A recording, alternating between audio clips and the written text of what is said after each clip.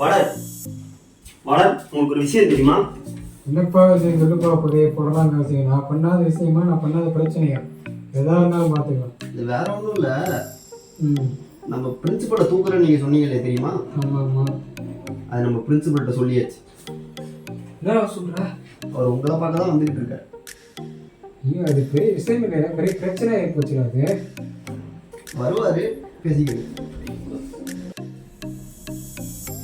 வாடன் வாடன், என்னப்பா அந்த ஆளுக்கு எல்லா விஷயமும் தெரிஞ்சு போச்சு. சீக்கிரம் அவன் துணிமணியில எடுத்து ஒரு பக்கம் கிளம்பு. என்னப்பா ஆளாளுக்கு இப்படி ஒரு குண்டத்துக்கு போடுறீங்க? அடுத்து நான் குழம்புக்கு என்ன பண்ணுறது, எங்கப்பா போடுறது?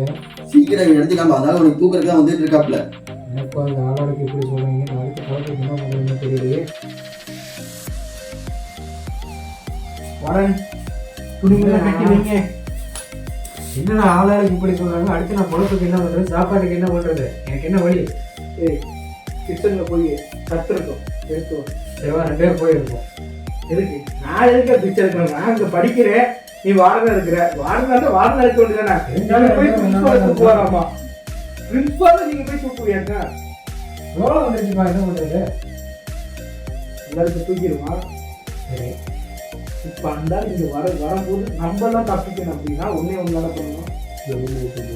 ரூம் போக முடியாது, கண்டுபிடிச்சுவாங்க.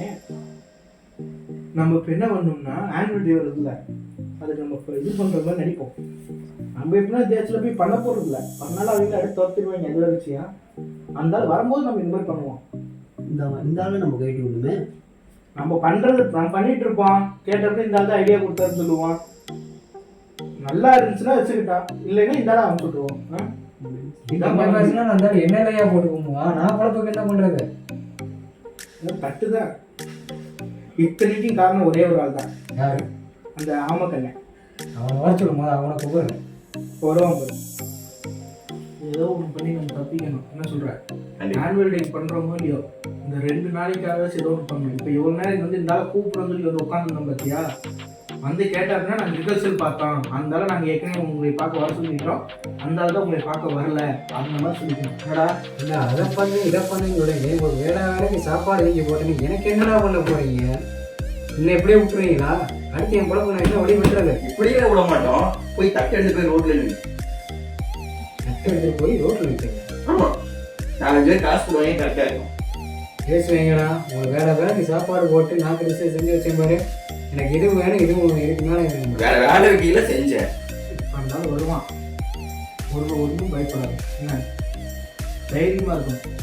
தைரியம் வந்தாலும் நீ சொல்கிற ஒரே வார்த்தை, நபருக்கு இதுக்கு சம்மந்தம் இல்லைங்க, எல்லாமே நான் தாங்க பண்ணேன், நான் தாங்க இந்த மார்க்ஷீட்டை கிளீனி சொன்னேன், அதை மட்டும் சொல்லு, மித்ததான் நான் தான் பார்த்துக்கேன். அதை சொன்னால் நீங்கள் இருப்பீங்க, நான் இருக்க மாட்டேன்டா.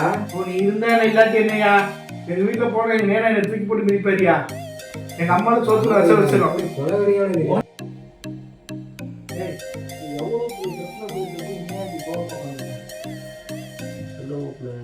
வீட்டுக்கு போனால் என் தங்கச்சி நான் மதிக்கவே மாட்டேங்குது. எனக்கு தான் 2 தங்கச்சி உண்டு. எனக்கு 2 தங்கச்சி உண்டு. சரி, 2மே தங்க மாதிரி. என்ன நான் சொல்லாமல் கோட்டை கோட்டு தாண்டாது, தெரியுமா? அந்த ஒரு தங்கச்சி பேர் பாப்பா, இன்னொரு தங்கச்சி பேர் மஞ்சு. அந்த மஞ்சு தான் என் பெரிய தங்கச்சி. என்ன உங்களுக்கு வயசு? ஒன்றுக்கு 3, இன்னொன்று 5. இப்படி மதிச்சா என்ன மதிக்கல?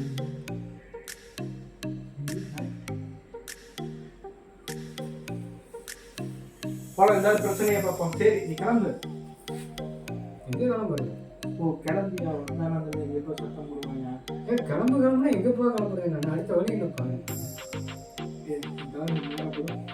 படு.